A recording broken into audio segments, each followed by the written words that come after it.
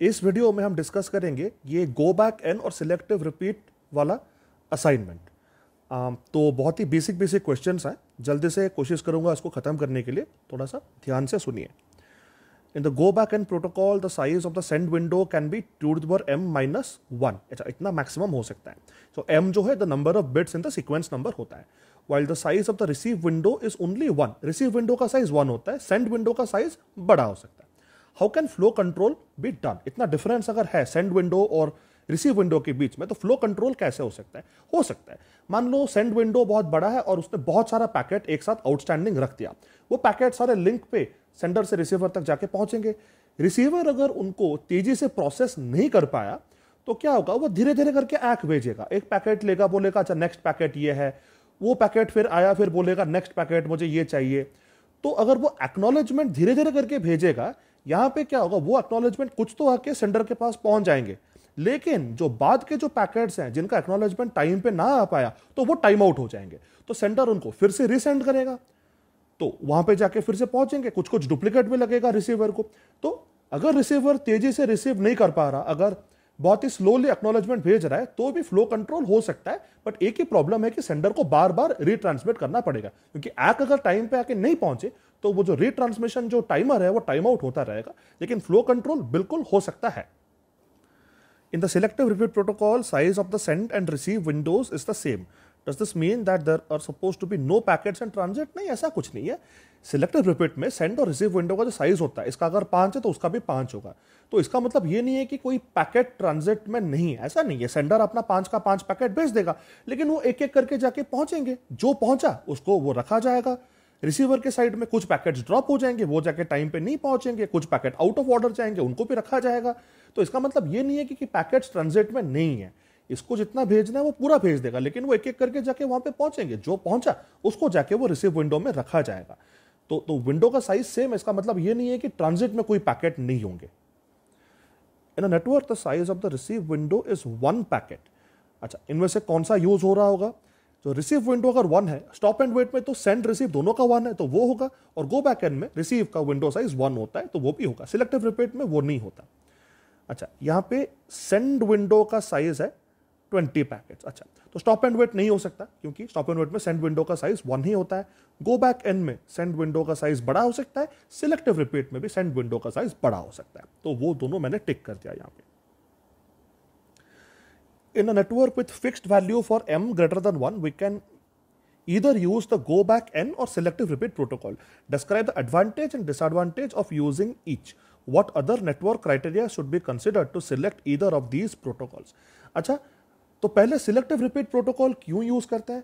क्योंकि गो back N में जो रिसीव विंडो का साइज है वो 1 होता है। तो कोई भी पैकेट अगर आउट ऑफ ऑर्डर आ जाता है, अगर मान लो फ्यूचर का पैकेट आ गया, अगर एक्सपेक्टेशन है पैकेट नंबर 5, अगर पैकेट नंबर 8 आ गया, तो उसको वो डिस्कार्ड कर देता है, वो रखता नहीं है। तो इसीलिए क्या होता है कि कोई अगर पैकेट ड्रॉप हो जाए और उसके बाद के पैकेट्स बहुत सारे आ जाएं, तो उनको फिर जबरदस्ती सेंडर को रीसेंड करना पड़ेगा कुछ टाइम के बाद।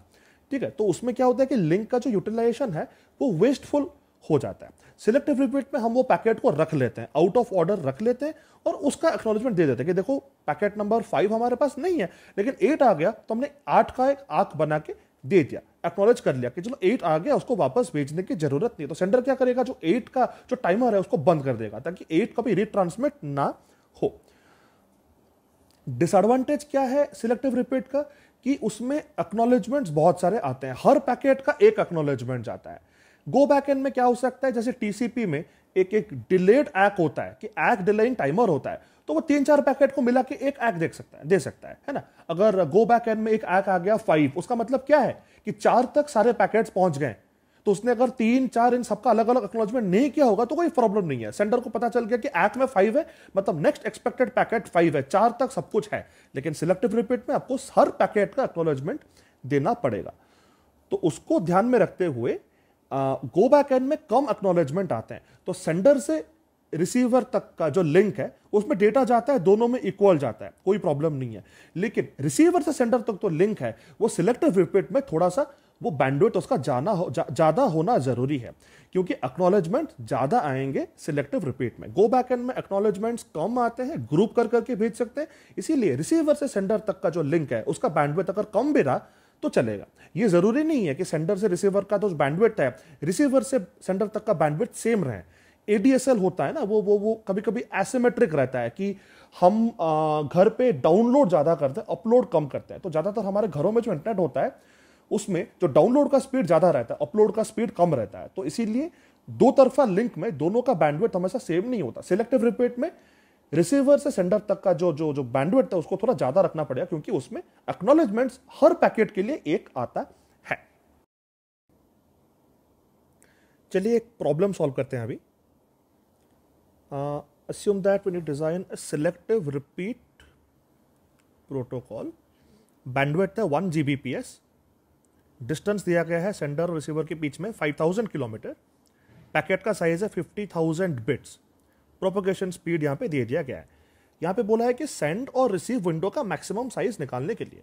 तो चलो हमको तो पता है कि सिलेक्टिव रिपीट में सेंड और रिसीव विंडो का साइज सेम होता है, तो बस सेंड विंडो का साइज अगर मैक्सिमम ने निकाल दिया तो रिसीव विंडो का साइज वही होने वाला है। और फिर हमारा एम में कितना बिट्स है वो निकालना है, और वो टाइम आउट का एक वैल्यू निकालना है। इसके लिए बस एक फंडामेंटल चीज ध्यान में रखना है कि जो बैंडविड्थ है उसको अगर हम वन साइडेड डिले से मल्टीप्लाई करें, मतलब सेंडर से रिसीवर तक जो लिंक का जो साइज है ना, बस सेंडर से रिसीवर तक, रिसीवर से सेंडर तक हमको नहीं देखना है, क्योंकि उसमें एक्नॉलेजमेंट आते हैं। हमको बस में देखना है कि सेंडर मैक्सिमम कितने बिट्स लिंक पे फिट कर सकता है एक टाइम पे। साइमल्टेनियसली कोई भी एक टाइम पे at any one point of time how many packets can the sender fit into the link between the sender and the receiver. तो इसीलिए हमको वन साइडेड डिले लेना है। टू साइडेड डिले अगर आरटीटी ले लोगे तो तुमको पूरा लिंक का साइज मिल जाएगा, सेंडर से रिसीवर, रिसीवर से सेंडर, लेकिन हमको रिसीवर से सेंडर तक का साइज अभी देखना नहीं है। तो चलो एक एक करके करते हैं। हमको पहले प्रोपगेशन डिले निकालना है, तो मैंने यहां पे 5000 किलोमीटर को 5000 × 10⁻³ मीटर करके लिख दिया ऊपर। फिर नीचे मैंने स्पीड डाल दिया 2 × 10⁸ मीटर पर सेकेंड। देखो यूनिट मैंने कॉमन ले लिया, मीटर पर सेकेंड, तो मीटर कैंसिल हो गया। और ये सॉल्व करने के बाद हमारा जो आंसर है वो सेकेंड में आ गया 0.025 सेकेंड। ये है वन साइडेड डिले जो कि हमको अभी यूज करना है। चलो ये आंसर में जो टाइमर का वैल्यू निकालने के लिए मैंने यहां पे 2 वे डिले निकाल के रखा है, लेकिन इसको अभी के लिए इग्नोर करो, ठीक है। तो बैंडविड्थ हमारे पास आ गया जीबीपीएस, 1 जीबीपीएस। तो मैंने 1 × 10⁹, जी जो होता है वो 10⁹ होता है, तो मैंने बिट्स पर सेकेंड ले लिया। और जो डिले है, जो मैंने वन साइडेड डिले यहां पे निकाला था, उसको मैंने यहां पे लिख दिया। तो मतलब सेंडर से रिसीवर तक ये जो वैल्यू मल्टीप्लाई होके आया बैंडविड्थ और डिले, मतलब सेंडर से रिसीवर तक मैक्सिमम, मतलब सेंडर से रिसीवर तक मैक्सिमम 25, ये जो 6 जीरो हैं, ठीक है, इतने बिट्स जो होते हैं, इसको बिट्स में लिखते हैं, इसको बिट्स कर देता हूं। ये बिट्स है और ये भी बिट्स है, ठीक है। तो 25000000 बिट्स, इतने बिट्स रह सकते हैं सेंडर से रिसीवर तक। जो लिंक है उसके अंदर मैक्सिमम उतने बिट्स रह सकते हैं। अच्छा, एक पैकेट का साइज कितना है? 50,000। तो अगर 25 उसके बाद 6 जीरोस बिट्स उसमें रह सकते हैं। अगर एक पैकेट का साइज 50,000 है तो मैक्सिमम कितने पैकेट्स रह सकते हैं सेंडर के रिसीवर के बीच में? उसको डिवाइड कर लो तो हमको 500 मिल गया।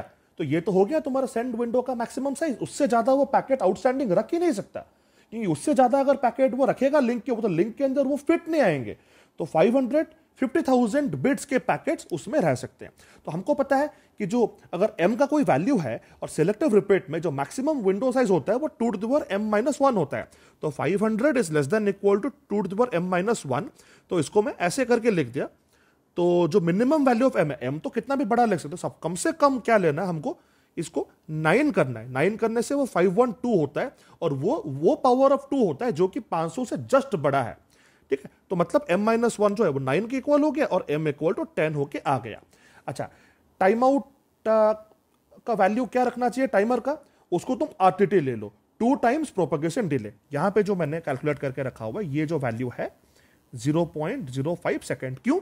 क्योंकि कोई अगर पैकेट गया, वो जाके एक्नॉलेजमेंट आने में इतना टाइम लगना चाहिए, 0.05 सेकेंड्स लगना चाहिए। उससे या थोड़ा सा ज्यादा टाइम में थोड़ा सा तो बफर रखना पड़ेगा, क्योंकि उतने टाइम में आ जाएगा कोई गारंटी नहीं है, क्योंकि नेटवर्क्स फ्लक्चुएट करते रहते हैं। लेकिन आइडियल केस में पैकेट तुमने भेजा और एक्नॉलेज आने में 2 टाइम्स प्रोपेगेशन डिले लगना चाहिए सेंडर से रिसीवर तक जाने के लिए जितना टाइम, फिर रिसीवर से सेंडर तक आने के लिए जितना टाइम, उतने टाइम में अगर ACK नहीं आया तो फिर तुमको रिसेंड करना चाहिए। तो वो हो गया उसका वैल्यू। नेक्स्ट प्रॉब्लम में जाते हैं। An acknowledgement number in the go back N protocol defines the next packet expected, but an acknowledgement number in the selective repeat protocol defines the sequence number of the packet to be acknowledged. Can you explain the reason? वही तो algorithms है। गो back N में क्या होता है कि cumulative acknowledgement आते हैं। 5 का ACK आ गया मतलब 4 तक सारे पहुंच गए रिसीवर के पास, ये गारंटी वो दे रहा है। सिलेक्टिव रिपीट में क्या हो रहा है कि हम आउट ऑफ ऑर्डर पैकेट को भी रखते हैं। पैकेट नंबर 5 आया है, फिर 6 नहीं आया, फिर 7 आ गया, तो हम 7 को डिस्कार्ड नहीं करेंगे। हाँ, 6 के लिए जरूर वेट कर रहे हैं। जो RN है, नेक्स्ट पैकेट एक्सपेक्टेड, वो 6 जरूर है, लेकिन 7 आ गया तो उसको रख लो। लेकिन सेंडर को कैसे पता चलेगा कि 7 को एक्सेप्ट कर लिया गया है? कि इसीलिए हम 7 का पैकेट आया तो 7 का ACK बनाते देते हैं। गो बैक एन में क्या करते थे, अगर 7 का पैकेट आया तो फिर हम 8 का ACK बना के देते थे कि 8 अभी नेक्स्ट एक्सपेक्टेड है, 7 तक पूरा आ गया, ये गारंटेड है। लेकिन सिलेक्टिव रिपीट में ऐसा नहीं होता, वो सिलेक्टिवली पैकेट्स को वो रखता है और बस जो पैकेट्स एक्चुअली में आए नहीं, बस उनका टाइमर टाइम आउट होने पे सेंडर उनको रिसेंड करता है। ठीक है, तो वो जो एल्गोरिथम है वो वैसे ही काम करता है। नेक्स्ट प्रॉब्लम को स्टडी करते हैं। इसमें गो बैक एन है, इसमें बैंडविड्थ दे दिया 100 Mbps, लेंथ दे दिया 10,000 किलोमीटर, पैकेट का साइज है 100,000 बिट्स और स्पीड इन द मीडिया दे दिया। इसमें हमको maximum size of sand and receive window निकालना है। चलो, रिसीव विंडो का तो मैक्सिमम साइज 1 ही होता है गो बैक एन में, सेंड का निकालते हैं। तो बस हमको वही करना है। यहाँ पे हमको ये प्रोपगेशन डिले निकालना है। तो यहाँ पे मैंने 10,000 किलोमीटर को 10,000 × 10⁻³ मीटर कर दिया, स्पीड को डाल दिया 2 × 10⁸ मीटर, तो मेरा प्रोपगेशन डिले 0.05 सेकंड निकल के आ गया है। ये जो 2 वे डिले है, इसका काम हमें टाइमर का वैल्यू निकालने के लिए आएगा बाद में। लेकिन मैं बैंडविड्थ यानी डिले कर रहा हूं। ये जो डिले है ये एक तरफा डिले है, क्योंकि हमको देखना है कि सेंडर से रिसीवर तक जो लिंक है, ठीक है, उसके अंदर मैक्सिमम सेंडर कितना पैकेट भर सकता है। तो इसीलिए हमने बैंडविड्थ लिया और डिले जो लिया वो 1 साइडेड डिले हमने लिया है। दोनों को मल्टीप्लाई करने के बाद ये आंसर निकल के आया। अच्छा, तो इतने बिट्स अगर सेंडर से रिसीवर तक का जो लिंक है उसके अंदर भर्ती हो सकता है, सेंडर कोई भी any one point of time it can fill these many bits.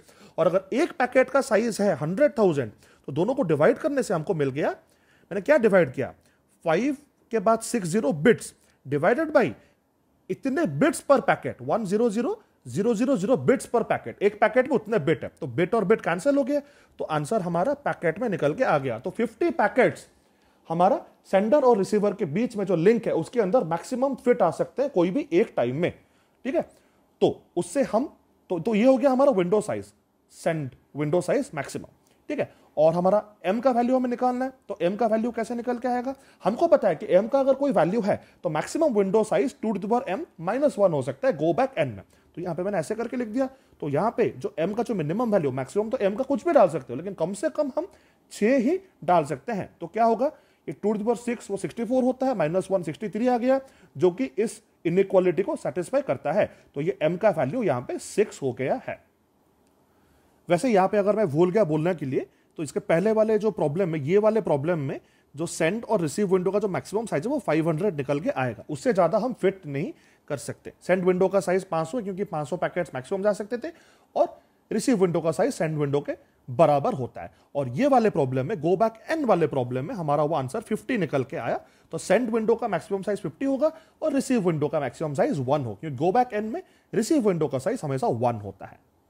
और इसमें अप्रोप्रिएट टाइम आउट वैल्यू क्या रखेंगे, वही 2 टाइम्स पीडी, क्योंकि पैकेट हमने भेजा और वो जाने के लिए एक टाइम जो एक तरफा प्रोपगेशन डिले वो लगा, फिर वापस आने का जो ACK आने का टाइम वो फिर अनदर पीडी। तो 2 टाइम्स अगर करो तो 0.1 सेकेंड निकल के आता है उसका वैल्यू।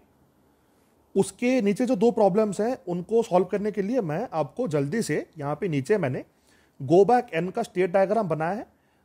यहाँ पे ये जो डायग्राम है, बस एक चीज हमको ध्यान में रखना है कि अगर कभी भी हमारा जो सेंडिंग विंडो है वो फुल हो जाता है, ठीक है, तो हम ब्लॉकिंग स्टेट में आ जाते हैं। ठीक है, हम ऊपर के लेयर से कोई डेटा लेते नहीं है। ठीक है, जो SN है, जो next packet to be sent, वो कभी ऊपर के लेयर से, एप्लीकेशन लेयर से भर्ती नहीं होता जब तक कि विंडो थोड़ा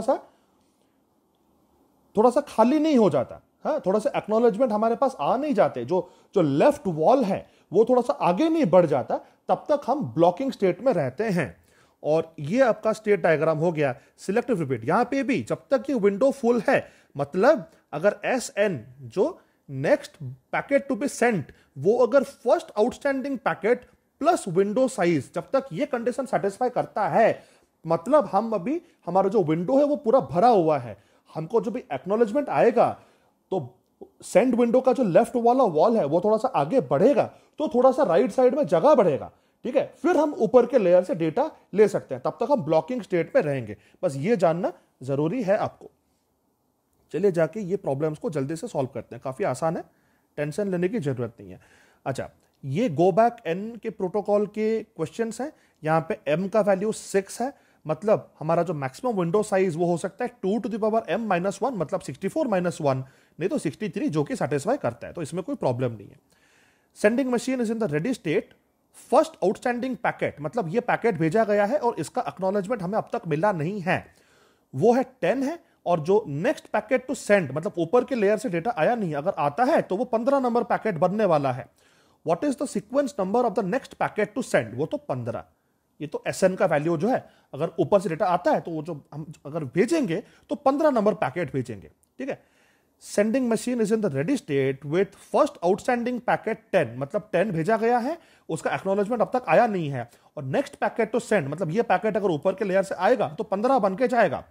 ए time out occurs, how many packets are to be resent, what are their sequence numbers, मतलब 10 का एक्नॉलेजमेंट आया नहीं, मतलब तुमने 10 भेजा होगा, 11 भेजा होगा, 12 भेजा होगा, 13 भेजा होगा, 14 भेजा होगा, 15 तो भेजा नहीं है, क्योंकि वो अभी next packet to be sent है, अभी भेजा नहीं है, ऊपर के लेयर से डेटा आया नहीं है उसका, तो मतलब ये जो पांचों पैकेट्स हैं इनका एक्नॉलेजमेंट हमारे पास आया नहीं था और टाइम आउट हो गया, तो ये पांचों के पांचों पैकेट्स फिर से रीसेंड करने वाले हैं हम। The sending machine is in the ready state with SF equal to 10, SN equal to 15. अच्छा, an ACK with 13 arrives. अच्छा, go back n में अगर 13 का एक्नॉलेजमेंट आता है, इसका मतलब रिसीवर ये गारंटी देता है कि 12 तक सारे पैकेट्स उसके पास पहुंच गए हैं, मतलब 13 अभी पहुंचा नहीं है, वो 13 अभी भी एक्सपेक्ट कर रहा है। तो हमारा क्या हो गया, ये जो आउटस्टैंडिंग पैकेट था 10, इसका हमको गारंटी मिल गया, ये पहुंच गया, हम उसको विंडो के बाहर निकाल लेंगे, 11 निकाल लेंगे, 12 निकाल लेंगे, 13 का आया क्या, मतलब 12 तक सारे पहुंच गए रिसीवर के पास, हमको सेंडिंग साइड पे विंडो के अंदर उनको रखना नहीं है। तो हमारा अभी जो आउटस्टैंडिंग पैकेट है वो 13, मतलब 13 अभी पहुंचा नहीं है, 13 अभी भी एक्सपेक्टेड है रिसीविंग साइड पे, और जो next packet to be sent है वो तो ऊपर से कुछ आया नहीं, ये क्वेश्चन में बताया नहीं कि ऊपर से कुछ आया है, तो अभी भी वो 15 पे अटका हुआ है एसएन का वैल्यू। अभी जो मशीन है वो ब्लॉकिंग स्टेट में आ गया, अभी एसएफ का वैल्यू है 14, एसएन का वैल्यू है 21, तो अभी विंडो का साइज कितना है, तो मैंने वो जो स्टेट डायग्राम में बताया था, ब्लॉकिंग स्टेट में क्या होता है, जो एसएन का वैल्यू होता है वो एसएफ प्लस एस साइज होता है, तो हम ये वैल्यूज अगर प्लग इन करेंगे, एसएफ का वैल्यू 14 डालेंगे और एसएन का वैल्यू अगर 21 डालेंगे तो विंडो का साइज 7 आ गया। इसका मतलब क्या हो गया, एसएफ 14 है, मतलब ये 14 अभी इसका एक्नॉलेजमेंट आया नहीं, विंडो यहां से बिगिन होता है, ठीक है, यहां पे तो विंडो इज स्टार्टिंग 14, 15, 16, 17, 18, 19, 20, ये सारे अभी विंडो के अंदर हैं। ये जो 21 है ये एसएन है, लेकिन ये देखो ये विंडो के बाउंड्री के बाहर है, अभी ब्लॉकिंग स्टेट में है। ये 14 से लेके 20 तक किसी पैकेट का अभी एक्नॉलेजमेंट हमारे पास आया नहीं है, तो अभी हम ब्लॉकिंग स्टेट में, हम बोल रहे हैं अभी देखो हमारा सेंड विंडो पूरा भर्ती है, सारे पैकेट्स आउटस्टैंडिंग हैं, फ्लो कंट्रोल करने के लिए हम ऊपर के लेयर से कोई डेटा लेने नहीं वाले, जब तक कि हमको एक्नॉलेजमेंट नहीं मिलता हम कुछ भी लेने नहीं वाले। तो अभी विंडो का साइज 7 है, जैसे कि देख सकते हो 14 से लेके 20 तक जो है ये 7 पैकेट्स विंडो के अंदर है। अच्छा, ये वाले क्वेश्चन में क्या हो रहा है, यहां पे एसएफ 14 है, एसएन 21 है, एक्ट 18 का आ गया। अभी क्या होगा, 18 का अगर आ गया मतलब हम 18 का आ गया एक्ट, मतलब रिसीवर बोल रहा है कि 17 तक अंटिल 17 आई हैव एवरीथिंग, तो हम विंडो को अभी मूव कर सकते हैं। विंडो का जो लेफ्ट वॉल है वो भी 18 के पास आ गया, और जो राइट वॉल है वो जाते जाते 24 के बाद चला गया। हमारा जो एसएन है वो 21 है, वो भी विंडो के अंदर है, मतलब हमारा अभी 18, 19, 20 ये 3 पैकेट्स हमने भेज दिया, आउटस्टैंडिंग है, लेकिन 21 हमारा नेक्स्ट पैकेट टू सेंड है, मतलब 21, 22, 23, 24 हमने भेजा नहीं है, वो भी भेज सकते हैं। अगर ऊपर से डेटा आ गया 21, 22, 23, 24 चारों के चारों हम भेज सकते हैं, और हम अभी रेडी स्टेट में आ गए। क्यों? क्योंकि हमारे पास अभी विंडो में जगह है भेजने के लिए। The receiving machine is in the ready state with Rn equal to 16, मतलब नेक्स्ट एक्सपेक्टेड पैकेट 16 है, मतलब 15 तक आ गया उसके पास। Packet with sequence number 16 arrives, अच्छा 16 का आ गया। नेक्स्ट वैल्यू ऑफ Rn क्या होगा? वो 17 होगा अगर पैकेट में कोई करप्शन नहीं है। करप्टेड पैकेट आ गया, डिस्कार्ड कर लेंगे, फिर से हम ACK भेजेंगे 16 का। लेकिन अगर जो पैकेट नंबर 16 आया वो अगर करप्शन फ्री पैकेट आया है तो हम उसको एक्सेप्ट करेंगे। हमारा Rn का value next packet to be expected वो 17 हो गया, और हम उसी का 17 नंबर का ACK भेजेंगे, क्योंकि वो अभी नेक्स्ट एक्सपेक्टेड पैकेट है। ठीक है, वैसे तो गो बैक एन काम करता है। अच्छा, नेक्स्ट क्वेश्चन की तरफ बढ़ते हैं। ये हो गया तुम्हारा selective repeat protocol, m equal to 7 bits, मतलब सीक्वेंस नंबर में 7 बिट्स हैं, और विंडो साइज 64 है। वैलिड है कि नहीं? हाँ, क्योंकि maximum window size selective repeat में टू द पावर m-1, ऊपर m-1, मतलब m 7 है, m-1 6 है, टू द पावर 6 64, जो कि वैलिड है। The sending machine is in the ready state. First outstanding packet 10 है, नेक्स्ट पैकेट टू सेंड 15 है। What is the sequence number the next packet to be sent? वो तो 15 होने वाला है। वो SN से पता चल रहा है कि वो next packet to be sent है। ऊपर के लेयर से डेटा आएगा तो हम भर के भेज देंगे 15 नंबर पैकेट करके उसको। Sending machine is in the ready state, SF equal to 10, SN equal to 15। Timer for packet 10, packet number 10 का टाइमर रन आउट हुआ तो कितने पैकेट को फिर से भेजेंगे? बस एक ही पैकेट को भेजेंगे। वो जो पैकेट का टाइमर रन आउट करेगा, टाइम आउट करेगा, बस उसी पैकेट को भेजेंगे, सारे के सारे पैकेट्स को नहीं भेजेंगे हम। ठीक है, ऐसे सिलेक्टिव रिपीट काम करता है। सिलेक्टिवली रिपीट करेंगे ना, गो बैक एंड जैसे सारे पैकेट्स को नहीं भेज देंगे। गो बैक एंड में एक टाइमर होता है, सिलेक्टिव रिपीट में जितना विंडो साइज है उतने टाइमर्स होते हैं। What are the sequence numbers? बस पैकेट नंबर 10, उसका टाइमर टाइम आउट हुआ था, उसी को बाद में वापस भेजा जाएगा। Sending machine is in the ready state with SF equal to 10, SN equal to 15। ACK number 13 arrives. What are the next values of SF and SN?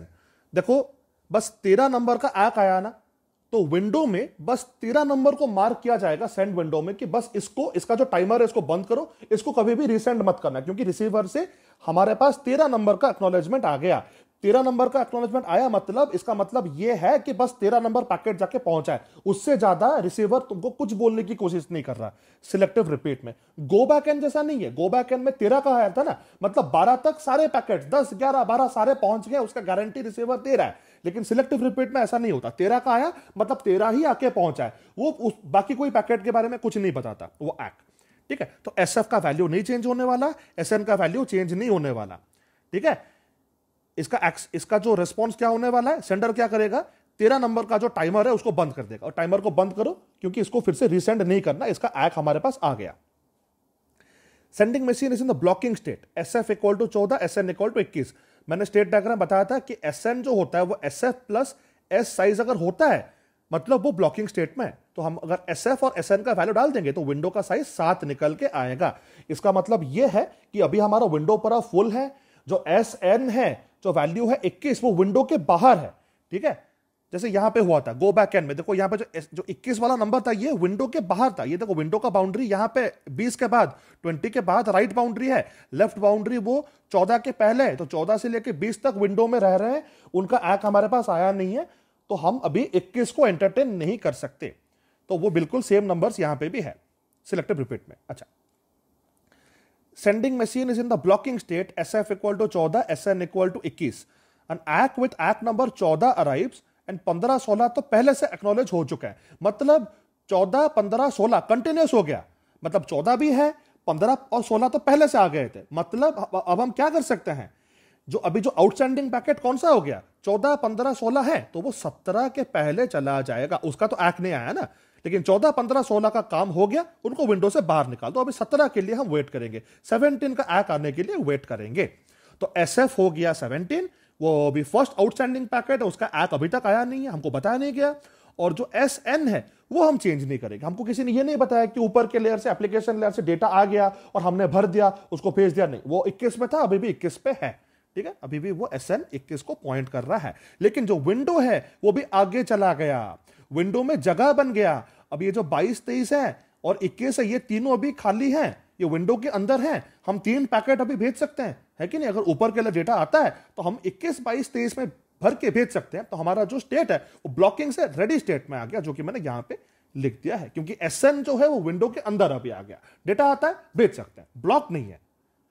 पहले केस में, डी वाले केस में ब्लॉक थे। एसएन जो था वो window के right wall के उस तरफ था, राइट साइड में था। डेटा आता तो हम कुछ नहीं करते, पैकेट नहीं भेजते। लेकिन अभी ये ई के केस में भेजेंगे, क्योंकि हमारे पास जगह बन गया, 3 जगह बन गया। 14, 15, 16 को हमने निकाल दिया है ना, 17 से शुरू कर रहे हैं अभी, ठीक है।